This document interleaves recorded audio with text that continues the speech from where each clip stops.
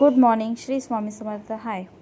तर आज मी बनवत आहे शिराळीची भाजी, ज्याला दोडका घोसाळी असं बोलतात. माझ्या गावी घोसाळी बोलतात. तर त्याची मुगाची डाळ टाकून मी भाजी बनवणार आहे. तर मी असे काय बारीक कापून घेतलेले छोटे छोटे पीसेसमध्ये आणि मस्तपैकी कुकरला लावायची आहे. त्यासाठी मी एक बारीक कांदा चिरून घेतलेला आहे, एक टमाटा, आणि आता मी फोडणी देणार आहे.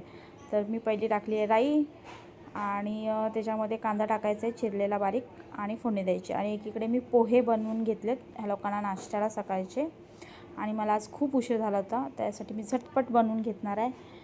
आणि एकीकडे माझ्या भाकरीचा पीठ रेडी आहे केळून घेतलेला. तर हळद, लाल तिखट आणि धना पावडर, जिरा पावडर, थोडासा गरम मसाला टाकलेला आहे मी त्याच्यामध्ये.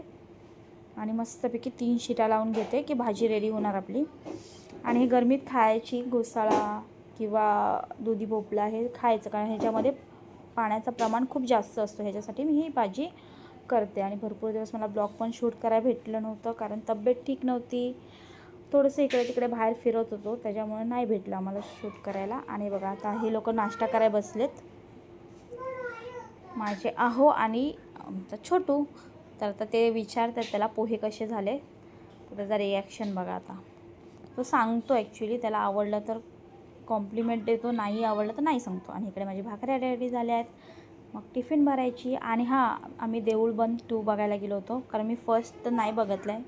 हे बघा इकडे माझी भाजी पण रेडी आहे. तर मी आता टिफिन भरून घेणार आहे.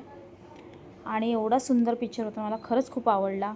तर तुम्ही पण बघून या, ज्याने कोणी बघितलं नसेल. खरंच खूप छान आहे, मला खूप मनापासून आवडला. तर भेटूया नेक्स्ट ब्लॉगमध्ये. Bye bye.